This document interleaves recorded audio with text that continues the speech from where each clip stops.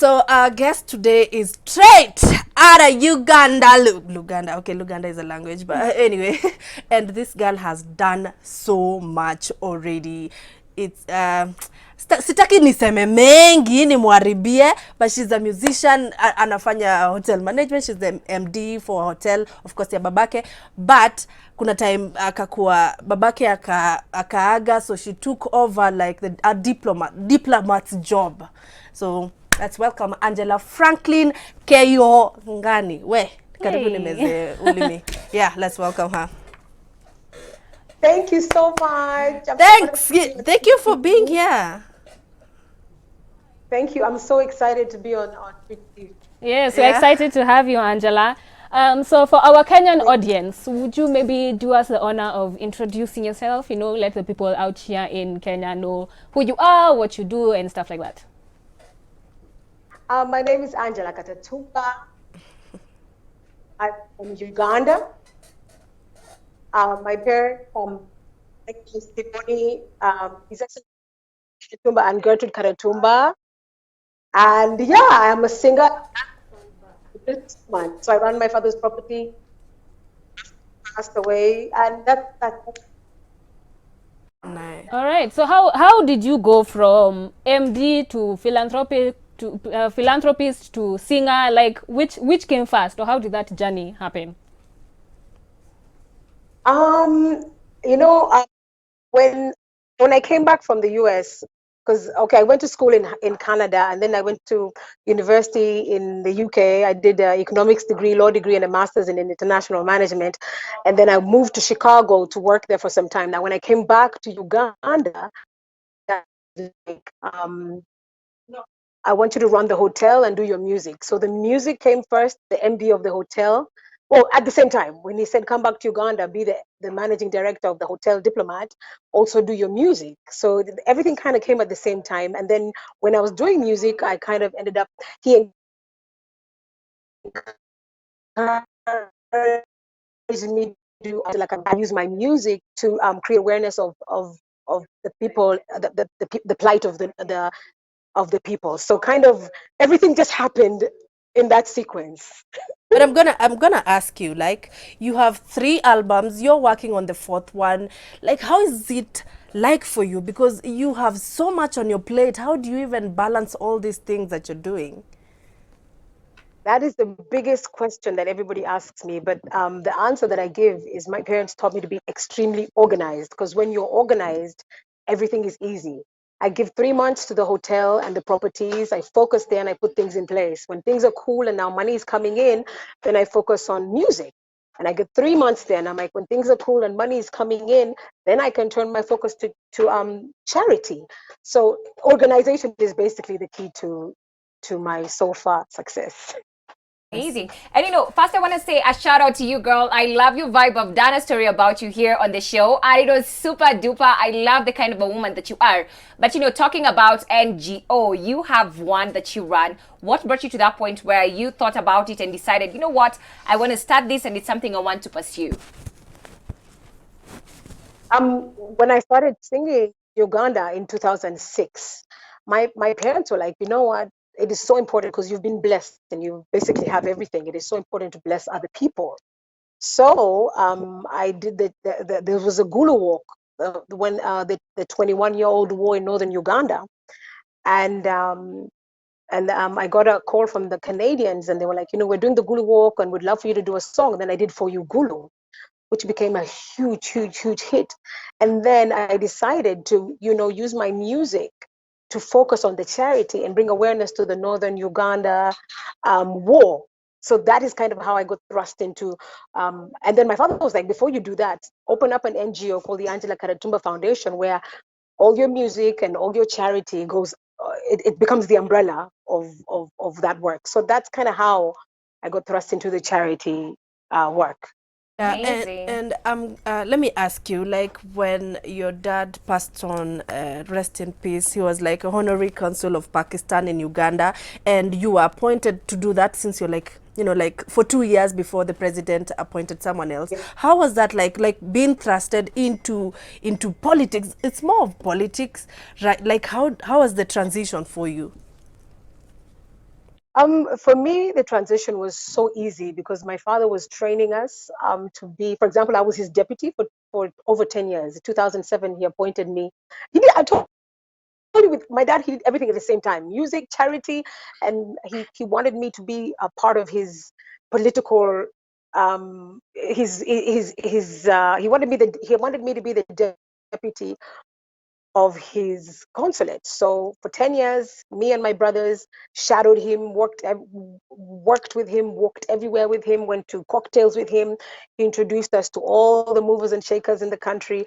So in the event of his passing, because for 10 years he had put me in position, it was so easy. Like everybody knew me. It was just a matter of the Ministry of Foreign Affairs just calling me and asking me to give my signature.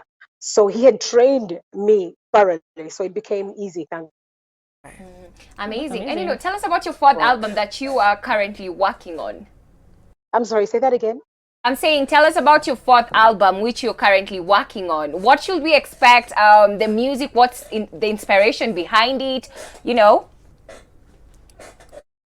Wow. Okay, the fourth album, I'm very excited about it because this is going to be more commercial. The other three albums have been mainly about charity work and using my voice for the plight of the less advantaged. The fourth album, I want to get into music, do music, commercially, and I want to give it my all. So basically, I have songs like To Be Gezeko, and the biggest song was Tonela Vila with Daddy Andre. We partnered and he wrote me an amazing song. It's been the number one song in the country for close to like 6 months. It's crazy. We released a song in February of 2020 and it's still on top. And then last week I released Love Me featuring Kenton Flosso, and that's already on top of the charts. So this year, the difference with the fourth album is I am coming hard, I'm coming commercial, I'm ready to make money from it, and I want to do music. I want to give the fans enough of music because a lot of times I do a little music and then I, drop out and do my other businesses. But this year I want to put my all in music. So the fourth album is going to be so passionate to me, and I'm happy that the fans are loving it and it's already on top so far. So I'm happy. Okay, and what would you classify your music in a certain genre or category, maybe, or maybe who are your inspirations when it comes to music? Oh my God, I love my Whitney Houston. I love my Tony Braxton, CC Winans, the vocalists. Because my parents noticed that I was crazy about Whitney Houston. So when I went to Canada, my dad and my mom spent $40 an hour every day after school to train me. $40 an hour for training. So this went on for like over 2 years. So I'm vocally trained. So I am. This is the difference now, is to make sure that I give my all. Where we have to ask you to sing for us a little bit so that our viewers hear can those see vocals. and can hear what exactly you're saying. I'm sorry, but let me do a bit of the Tony Davida song and maybe the Love Me, just a little. Tony Davida, which is number one, is how does it go?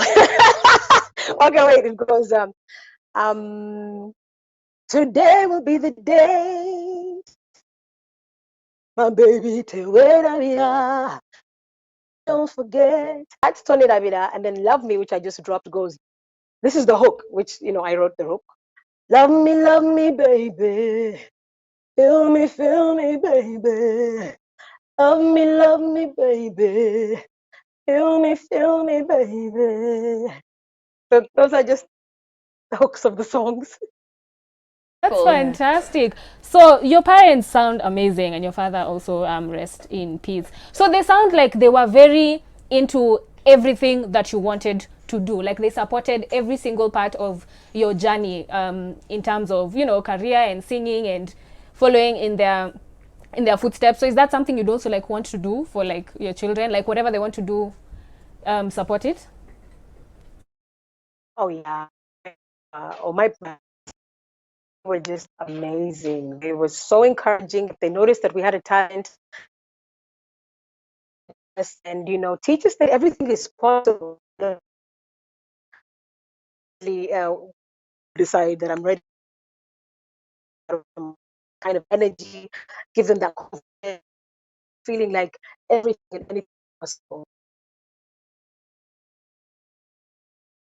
You're a female artist, and we hear, like, a lot of times a lot of people talk about, the fact that being a female artist and you are doing other businesses on the side, like, it takes a lot from you, and you end up spending a lot of time doing one, two, three things. You're more of all over the place. So for you, what are some of the challenges that you have experienced as a person, being a woman in the industry and still running all these businesses, and everything is like, you are managing everything proper?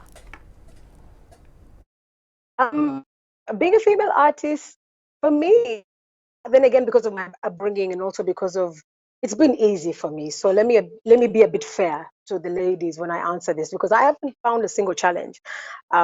Because for me, my father was so famous and so big, so everything that he did, he would just say, my daughter, and everything I did was a hit, instant hit. So for me, it's been extremely easy, but also my mother instilled in me a lot of discipline and the kind of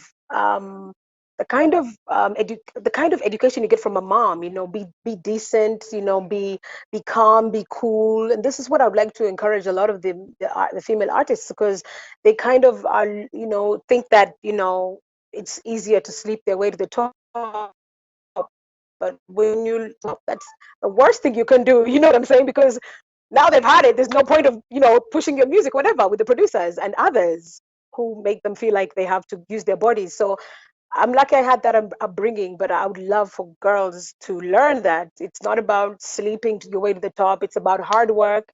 My father taught me to work extremely hard, not expect that everything is going to come on as easy and for free. So uh, I've put a lot of hard work also. Absolutely. Fantastic. But most people don't know that you were born here in Kenya. Now, would you like to, of course, extend, that, your hand and join, of course, do like music with Kenyan artists here in Kenya? Do you actually listen to Kenyan artists?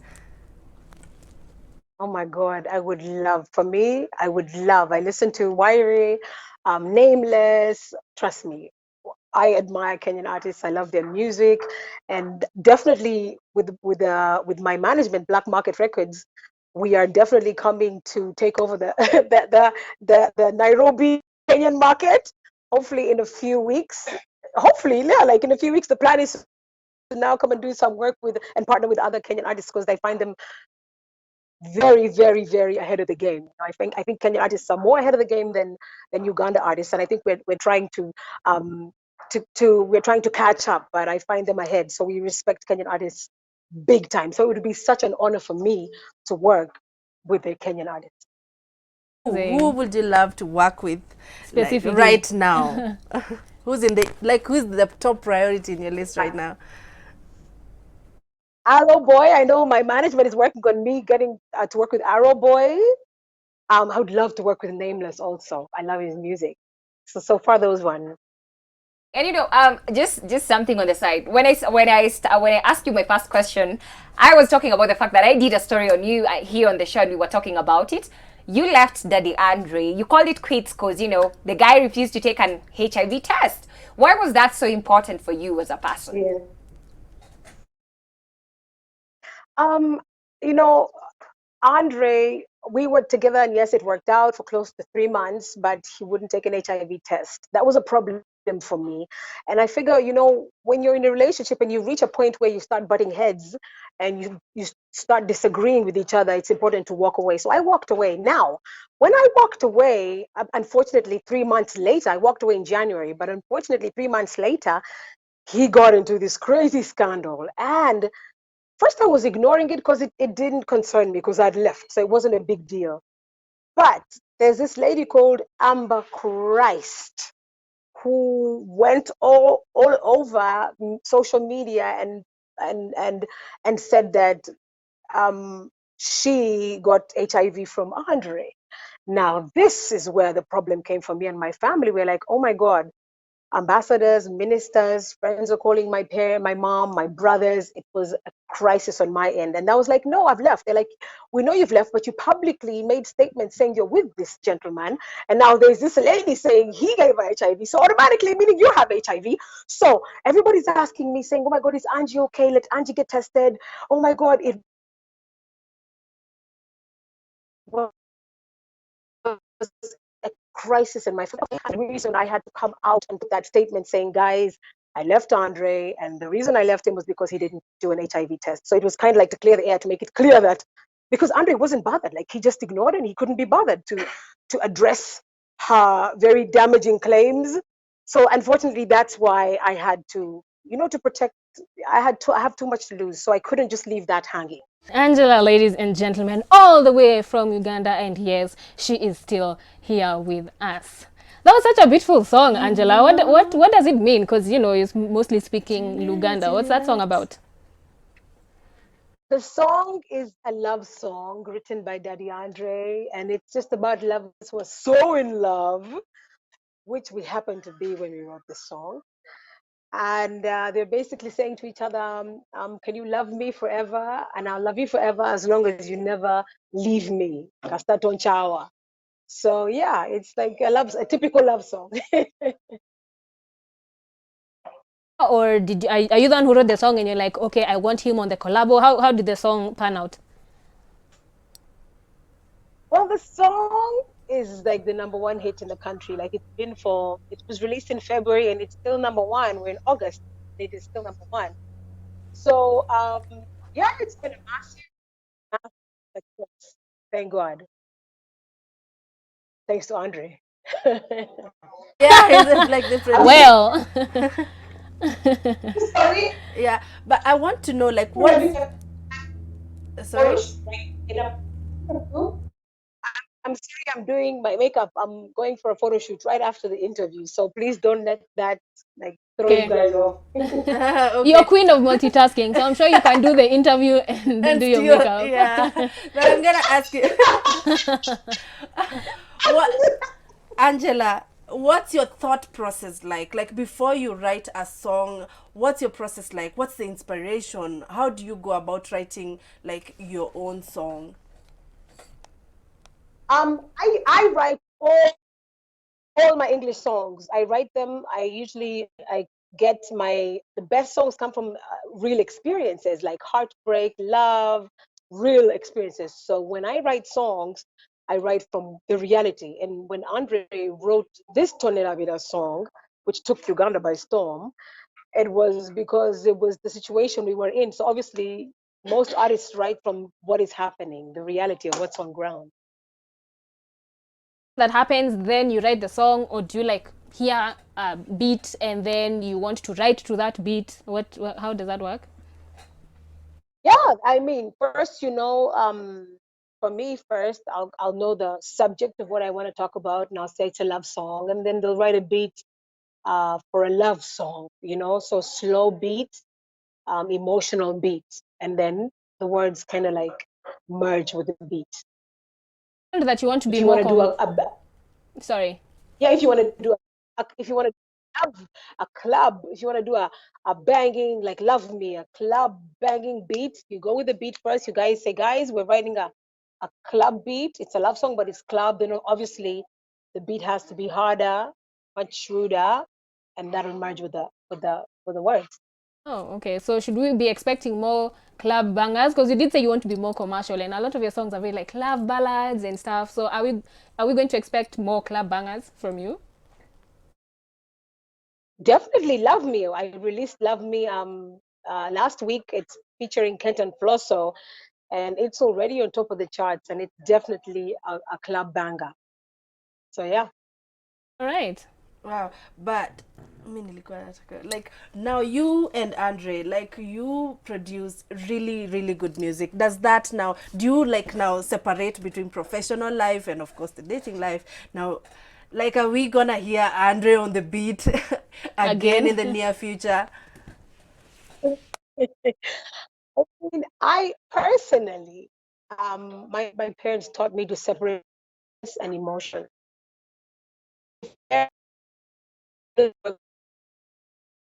so many people ask waiting as soon as the situation is over. So I'm not going to say because I'm separated with Aunt, business, so I have to be there when it comes to business, and that's where they call the business brain comes in, where my parents trained me. If it's business, it's business. You must be there. Put the emotions aside. So I'm very capable of doing that. For Andre, we'll wait and see.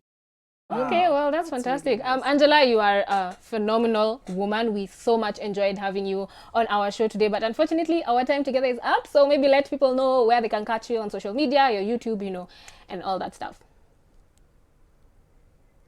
For social media, you can find me on Facebook on Angella Katatumba, Instagram Angella Katatumba, Twitter at Katatumba, Snapchat Angella Katatumba. So I keep my names what they are, so it's pretty easy to find me. And I thank you so much, Switch TV, for taking the time to talk to me. And I love you. I admire you guys. I watch your show all the time, and I have nothing but praise for you all. Thank you so much for giving me this honor.